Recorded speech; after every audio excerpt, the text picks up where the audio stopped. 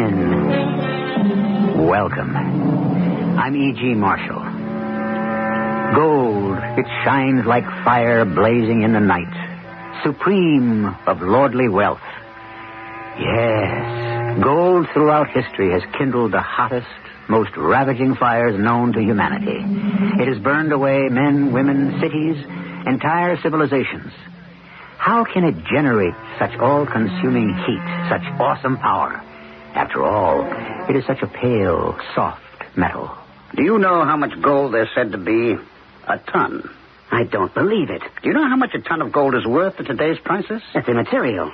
Don't you realize it's a wild goose chase? Yes. But at least it's for a golden goose.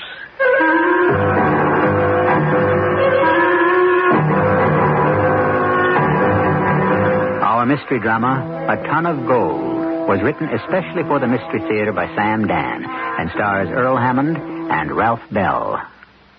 I'll be back shortly with Act One.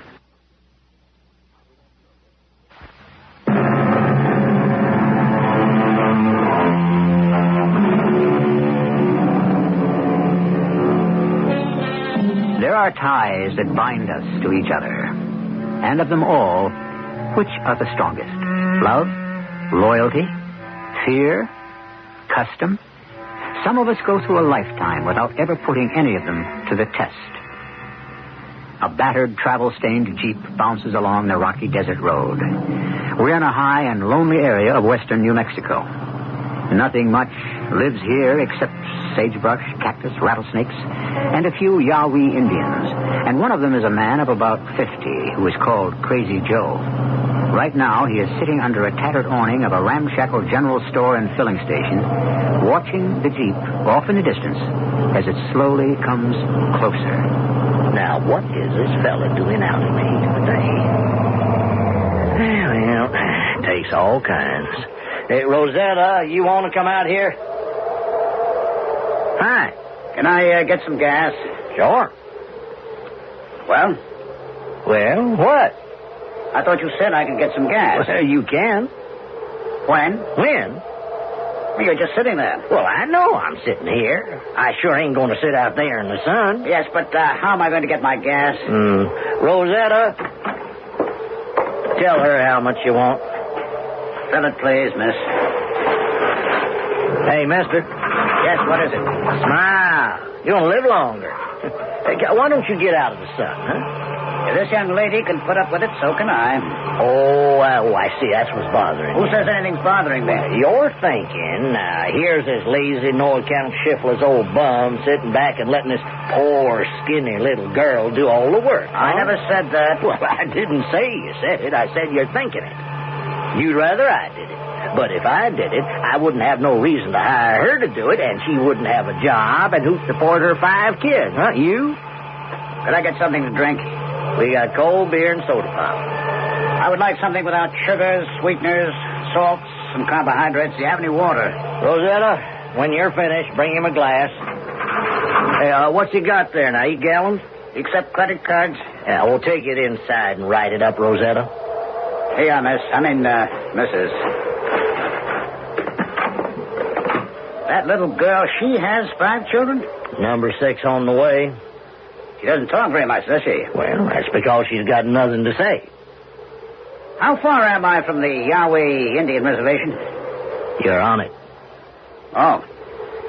I wonder if you could help me. I'm looking for a man, a Yahweh. I don't know if he still lives around here.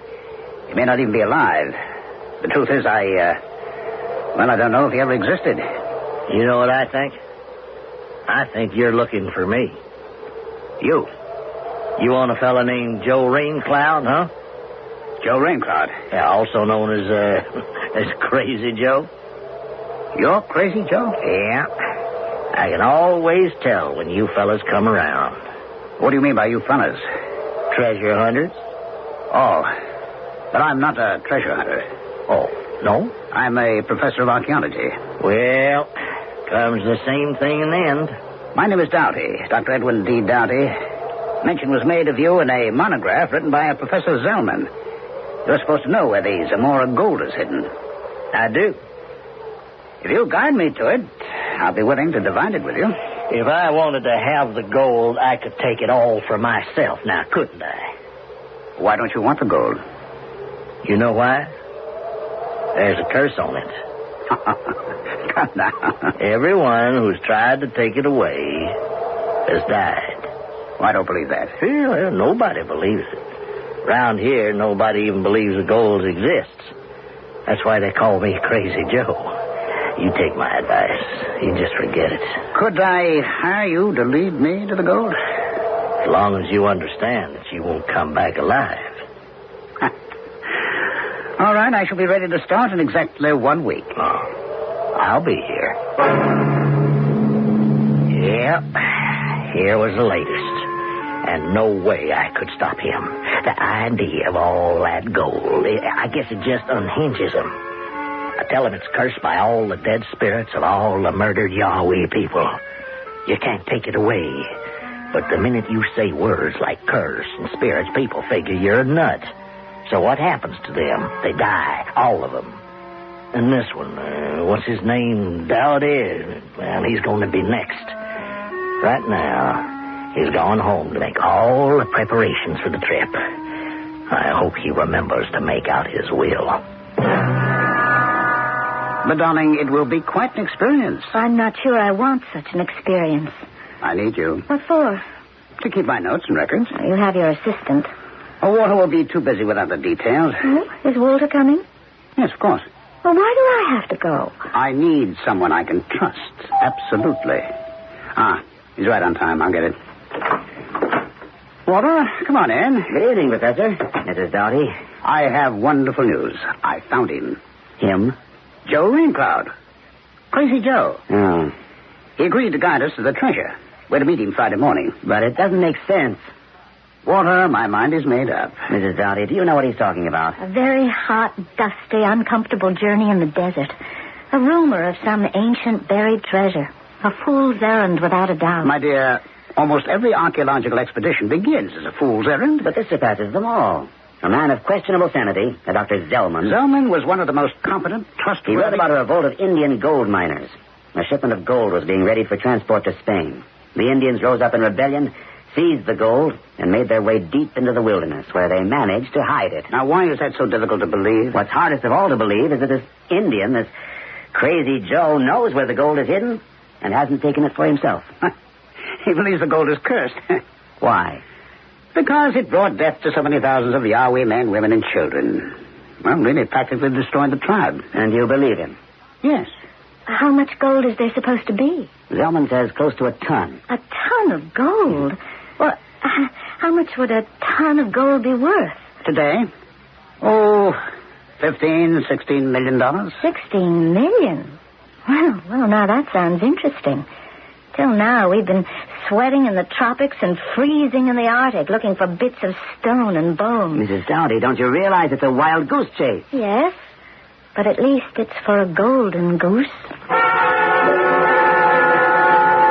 And this is my wife, Mrs. Doughty, and my assistant, Mr. Walter Stafford. This is Joe Raincloud. You can all call me Crazy Joe.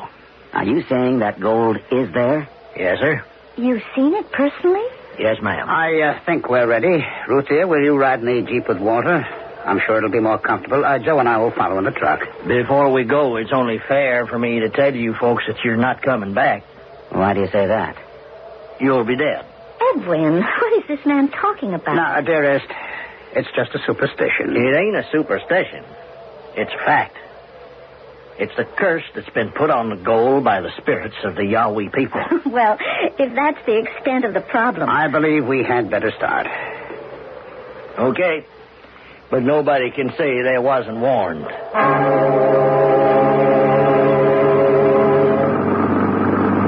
Joe, how long should it take? 3, 4 days. You mean it's that far? Well, in a couple of hours, we're going to head up the mountains. Now, it ain't going to be a road like this. There ain't going to be any road at all, most places. I am sorry that you insist on going, Professor. I knew Zellman. Did you show him the gold? Yeah. Well, he came back alive to write about it, didn't he? He decided not to take any of it. Why? He believed me. He took my advice, and he left it. Joe, gold does not have to be used for evil. Yeah? It can be used to do good. You can't prove that by the Yahweh people. Well, I intend to use it for good. Oh? That's so? I intend to establish a research foundation. Oh, I will take a modest stipend, but I'm basically a man of simple tastes. Well, how about your wife? Does she have simple tastes, too?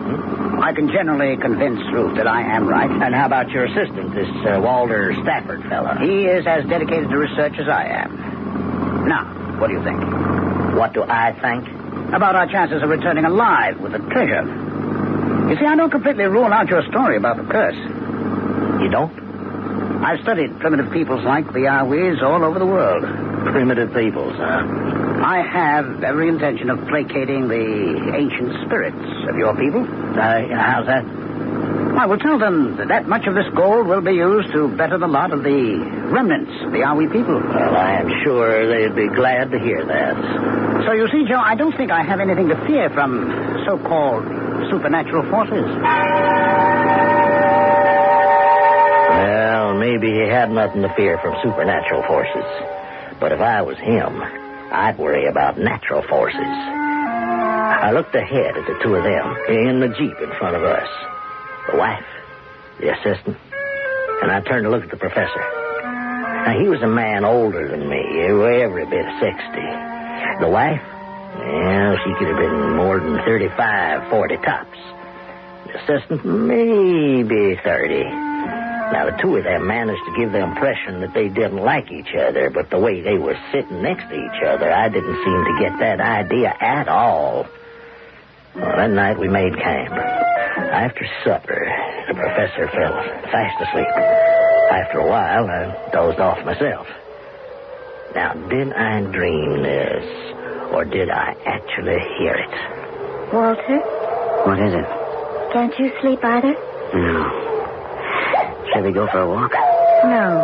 Why not? Suppose he wakes up and sees we're missing. What if he does? He'd never suspect anything. Well, what about the Indian? If you ask me, the Indian knows already. How could he know? I think it's obvious to almost everyone except your husband. Walter, why did you agree to come on the trip? If he'd gone alone, we could have had such a good time by ourselves at home. How can you even ask, Ruth? You know I'm completely dependent on his sponsorship. I know. And I hate it. Well, maybe. Maybe what? I need his recommendation for the teaching post, and that's all there is to it. If you had a ton of gold, you wouldn't have to teach, would you? No. I would say not. And if I had a ton of gold, I wouldn't have to be his wife either.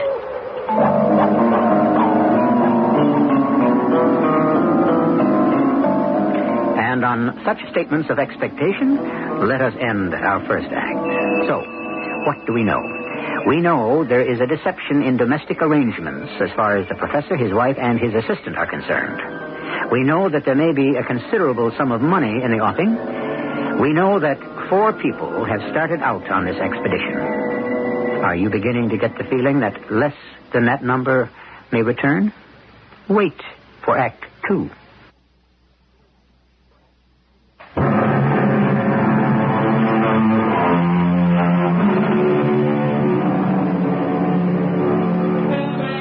It was the celebrated Honoré de Balzac who claimed that it was impossible for most married men to keep their wives perfectly happy. Therefore, we find that many of them have what can be charitably labeled as assistants. Most husbands are blissfully unaware of this state of affairs. Professor Edwin Doughty has an assistant in his department of archaeology in the college. Little does the good professor realize that the assistant also assists him at home.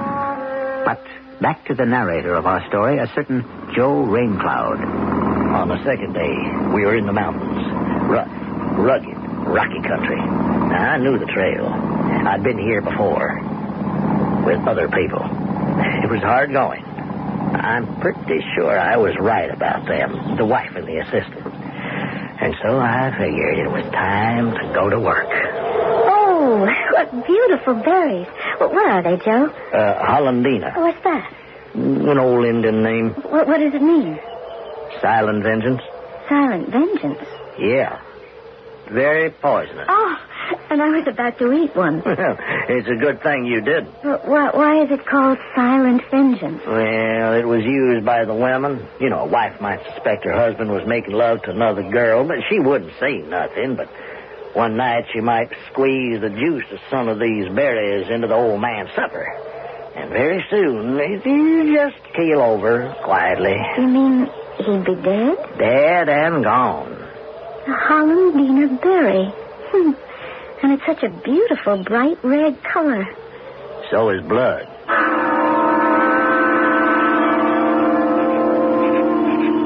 Joe? Yes, Professor? You think we'll be there tomorrow? Tomorrow, next day. What's the difference? Gold's been there almost for 100 years. Another day or two won't matter. You mean there's a place where there's this ton of gold, and you're saying we'll be there tomorrow or the next night? Now, Walter, we've already agreed the gold exists. We haven't agreed, sir. I've come because, well, that's the way you wanted it. We're traversing the ancient road, are we not, Joe? Yeah. What road? The road of the rebellion, as Zellman termed it in his monograph. There was a medicine man of the Yahweh people, and one morning he said, "My brothers, too long have we lived as slaves. Let us die like men." And they turned on the overseers and they killed them. You see, Walter, how each nation has a similar legend? Ours is no legend. Ours is the truth. Well, of course, Joe, of course. Well, here's the one thing I don't understand. Why did the Indians take the gold? It had no value for them the way it did for the white man. Why not just make good their escape? Well, I'll tell you why. They kept the gold in order to destroy Garcilaso de Zamora. Now, he was the cruelest of all the Spanish conquistadores. Garcilaso, the butcher. He had to return to Spain to report the loss of the gold. Well, King Philip didn't believe him. He thought it was a scheme whereby Garcilaso could keep the gold for himself. So Garcilaso was hanged, drawn, and quartered, and the Yahweh people were avenged. Where is the gold right now? In a cave where the Yahweh people placed it, deep in the ground. What form is it in? Just it was found in the mine. Dust. Just like all the people who mined it are now dust. King Philip of Spain is also dust, and his dreams of conquest are dust. With this gold, he could have created an armada that was twice the size of the one he sent against England. An armada that could have won. How do you know all this, Joe? Well, these are stories that every Yahweh learns as he grows up. You know, he hears them when his mother sings him to sleep. He hears them at the council fires. We, the Yahweh, smallest, the weakest of all the tribes, we changed the history of the white man in Europe. We defeated the Spanish Armada, and we are avenged.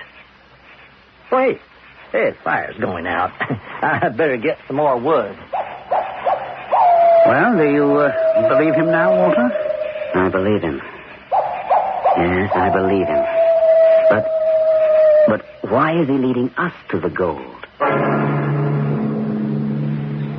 I'd already spoken to the wife. Now it's time to see about the assistant. Was I right about him? I had to be right. There was no other way to look at it.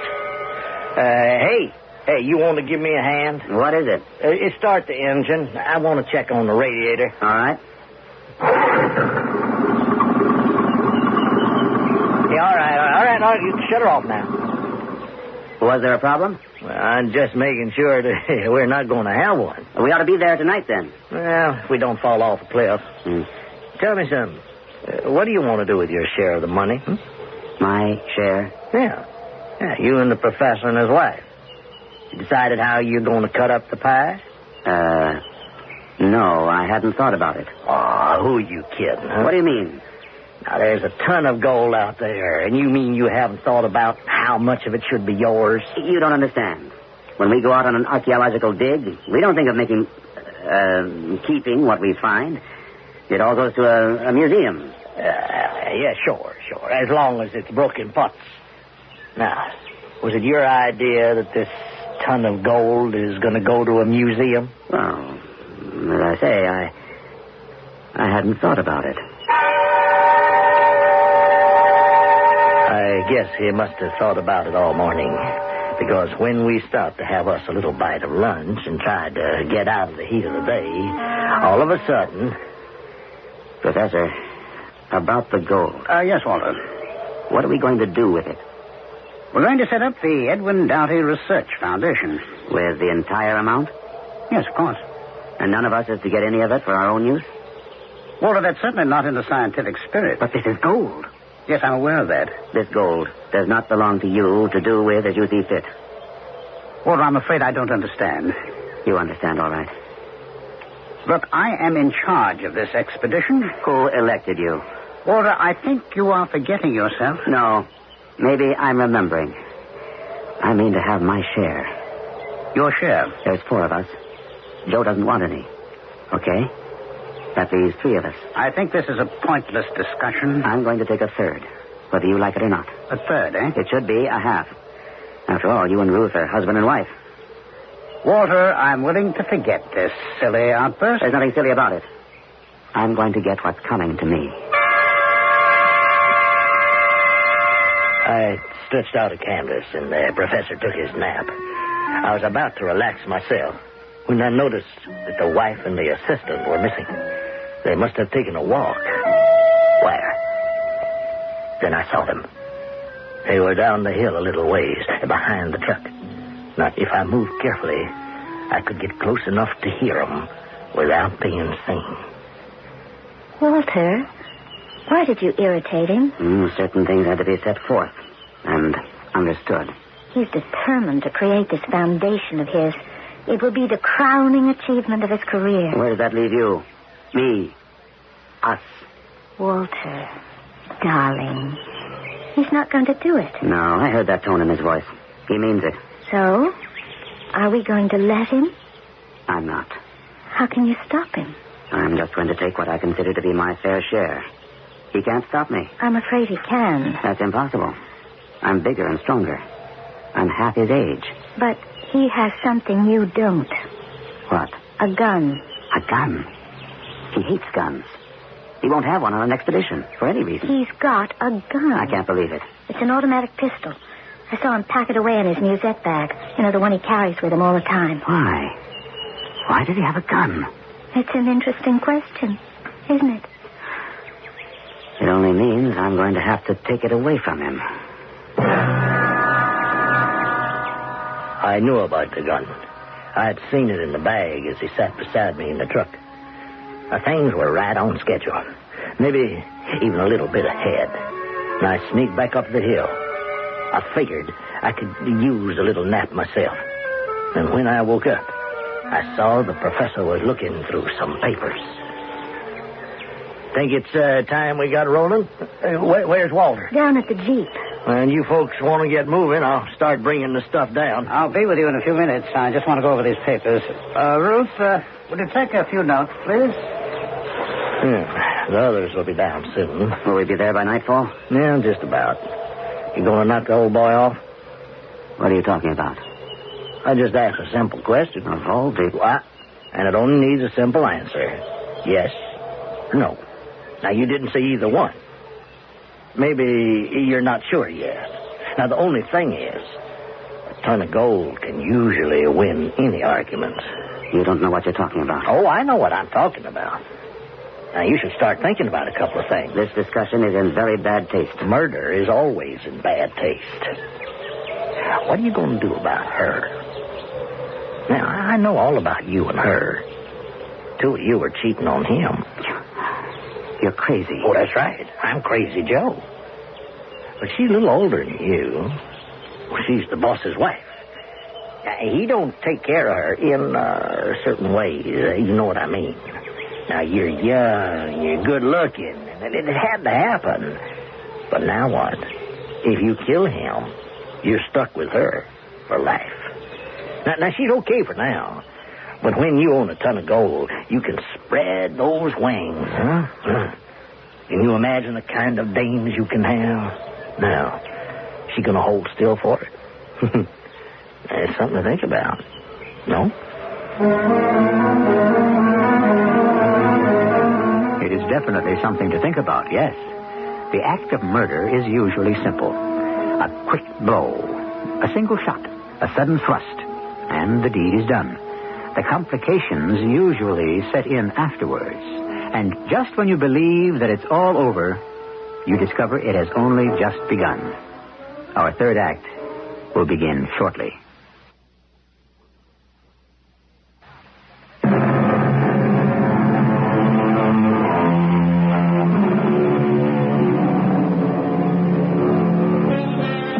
While, unfortunately, we have many murders that are committed by criminals in the pursuit of their activities, it is also true that many more are committed by people who really cannot be considered as belonging to the criminal class. There are people who have never killed, who have never even conceived of killing, and who suddenly find themselves in a situation where they have lost all control, where the morality that has guided their conduct till now is suddenly swept away. Yeah, how many times have I seen it happen? And I know I'm going to see it happen again. Well, we were getting ready for the last leg of the trip. That night, we would reach the cave and the goat. Now, she was sitting in the Jeep, and the professor just called over the assistant. Walter, could you come over here for just a moment? There's the most interesting rock formation. So, you're going to kill the professor, huh? How dare you say that? Well, you dare to do it, I can dare to say it. What gives you the right to make such a monstrous accusation? Because it happens to be true. So, you kill him, And then what? You'll have the gold, sure. But you'll also have each other. Now, this young fella's not bad for now. But he ain't no live wire. Now, you're going to have a ton of gold. Millions of guys will be after you. The kind of guys you always dreamed about. But what's the use? You and Walter are going to be stuck with each other as long as you live. We'd better be getting started, Joe. Are you ready? Yes, Professor. I guess we are all of us ready.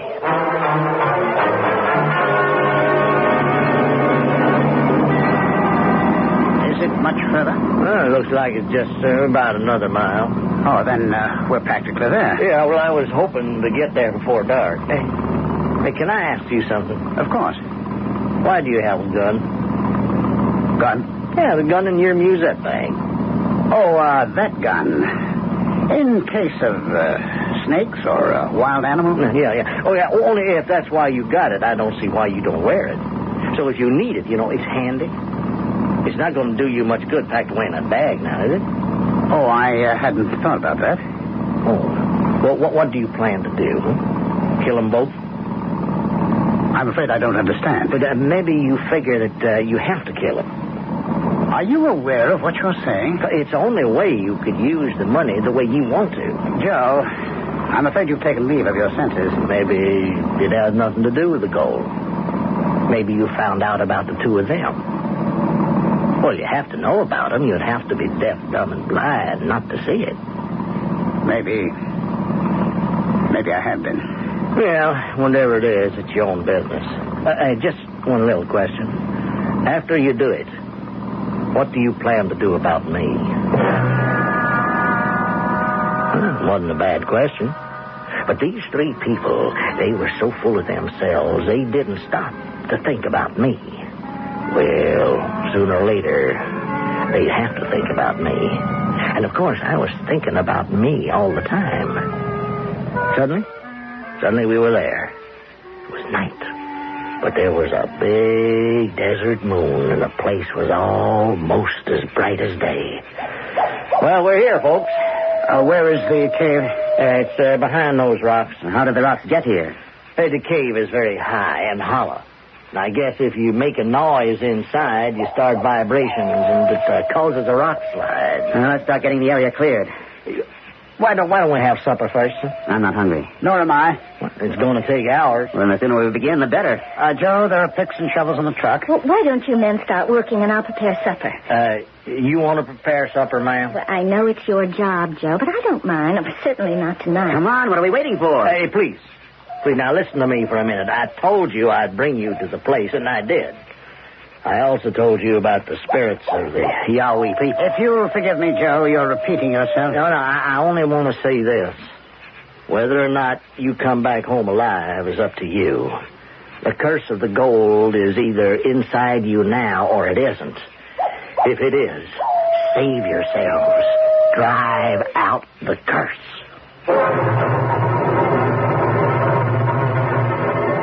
But they weren't listening. The gold, it was a fever. And a fever can kill. And that was the curse. But you couldn't talk to them. They worked and worked until the last rock was removed from in front of the cave. I kept watching each of them. She had built a fire. She was busy cooking. But I was watching her, every move she made. And I have to tell you, she made some pretty interesting moves. And then, finally, the last rock was pushed out of the way. We did it. Let's get the lanterns and go inside. Why don't we eat supper first? Yes, that's a good idea. No, let's go inside first. Oh, but everything's hot now and ready. The gold can wait. Come on, sit down, everyone. I've made a delicious stew.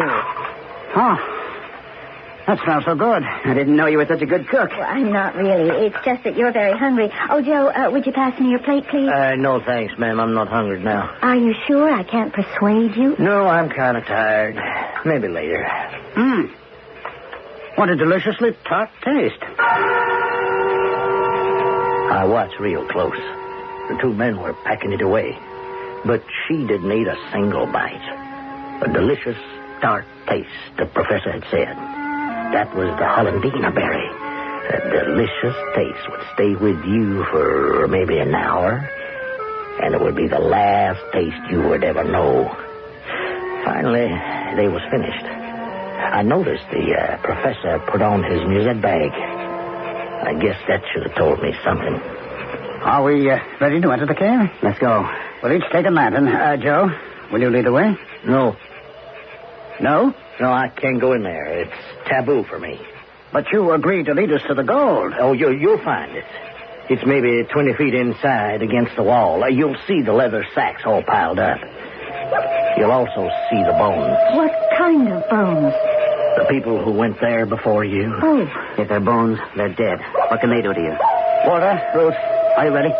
All right, follow me. I'll be waiting out here. And remember, don't make any loud noises. Any kind of vibration can set up a rock slide. I don't think they heard a word I said. They rushed into the cave. Well, I followed them as far as the entrance.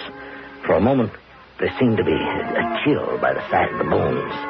But there was another sight that took first claim. The sight of them leather sacks. The seams of some of them had rotted away, and the bright yellow dust was sprinkled in heaps all over the floor. I listened. The cave was so high, so hollow, you could hear every word. The gold. There's a ton of gold. We're rich. Gold! Gold! Oh, don't shout. Listen. To what? I didn't hear anything. I thought I heard a rumbling. Joe's right. Better not make any noise. I can't get over it. There is a ton of gold. Yes, gold. And now it's time for us to have an accounting, Ruth. Walter? What are you looking for, Professor? There's no point in rummaging around in your musette bag. If this pistol is what you're after, I've got it. Walter! When you weren't looking, Professor. I see. Well, Walter, now what? You said it was time for an accounting. I want half of the gold. I see. And are you offering me the other half at pistol point? No. The other half belongs to Ruth. The two of you then have decided to kill me. You had decided to kill us. That's why you brought the gun. Do you feel you can trust each other? She has already betrayed her husband. And you have betrayed your employer, your friend. It's funny. What's funny, Professor? It's going to be your last joke. We'd like to share it with you. I can't talk very well. It doesn't matter. It's hard to breathe. Pain. The pain. Do you have a pain in your stomach? Do you? A pain? The joke. The last joke. It's a joke on both of us. What are you talking about? Is it hard for you to breathe? Don't you see? She did it. What? She poisoned us. Poisoned? That's the joke. It's on you. It's on me. She betrayed us both. She killed us. I can't move. I'm going to do... Professor Darby. He's dead. You killed him. And you killed me, too. No, I swear, Walter. Believe me. Oh, not you. Just him. I did it to save your life. Don't you understand? He had the pistol. I didn't know you would steal it. I can't breathe. Don't point that gun at me, Walter, please. My stomach. There's a fire in my stomach. No, darling, you're imagining it. You killed me. It's just his way of working on your imagination to destroy us.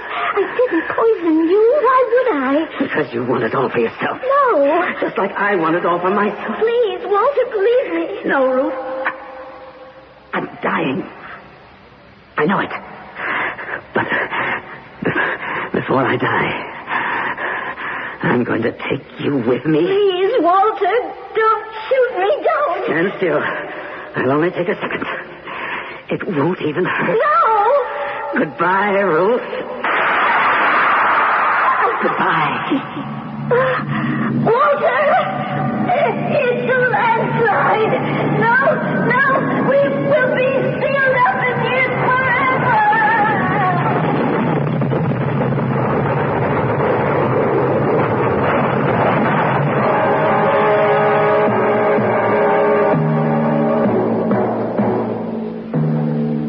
Well, maybe not forever. Just until the next party comes along to look for the treasures of Garcilaso de Zamora. It's a ton of gold, and it's here for the taking. The problem is, you've got the curse of the ancient spirits of the Yahweh people.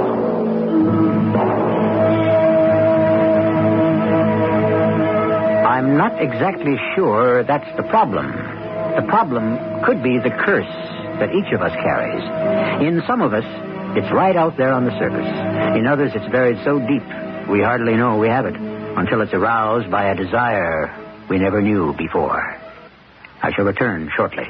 I can't see germs. How do I know they're there? Oh, you know all right. Who are you? I am Salmonella. And I am his pal, Arnie. Us germs live on meat and poultry and on foods made with eggs and dairy products. And when they're left out of room temperature for over 2 hours, we grow and grow. And you germs make food taste bad, don't you? Not necessarily. Oh, we're sneaky. But after you've eaten food we've gotten to, you'll know. Yeah, tummy cramps, headache, nausea, and also you can... Keep it nithers. You're starting to gross me out. Tough, kid. It's the germs' creed to spread food poisoning on an equal opportunity basis. Yeah, to the high and the mighty, and to you. Well, my mom knows how to outsmart you germs. I keep food hot, I'll keep them cold.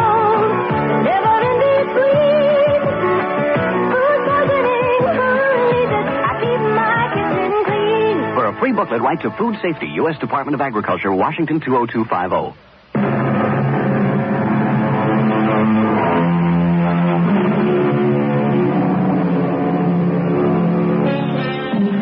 What is there in that pale, soft metal that enables it to rule the world? Who made the decision that gold should be the standard of value for all of us? And why do we continue to abide by it? Our story concerned a ton of gold.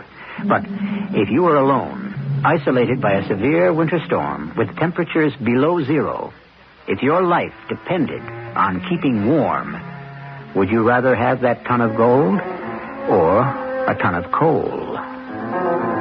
Our cast included Earl Hammond, Ralph Bell, Carol Teitel, and Gordon Gould. The entire production was under the direction of Hyman Brown. And now, a preview of our next tale.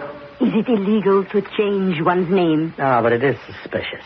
Now, madam, a hustle is a hustle. But to take advantage of a father's vulnerability... I am only trying to help. What you are doing is illegal. Is it? I only promised I would reach his daughter spiritually, Lieutenant. I approach you filled with the spirit of cooperation. This is a job for scientific police work. Has scientific police work yielded any tangible results so far? Let me contact her spirit. Contact her spirit? You have not been able to contact her body. Look, I really don't have time for this kind of nonsense.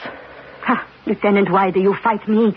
Why do you refuse to open your mind to an infinite variety of other possibilities? Madam, I am telling you, watch your step. This is E.G. Marshall inviting you to return to our Mystery Theater for another adventure in the macabre. Until next time, pleasant dreams.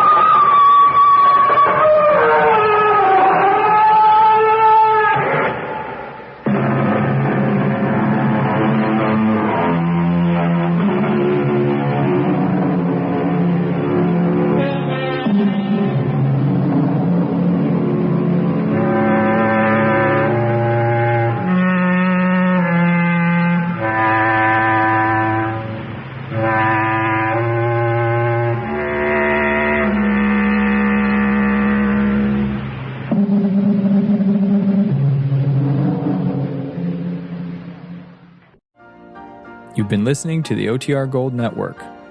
Find more classic radio at otrgold.com.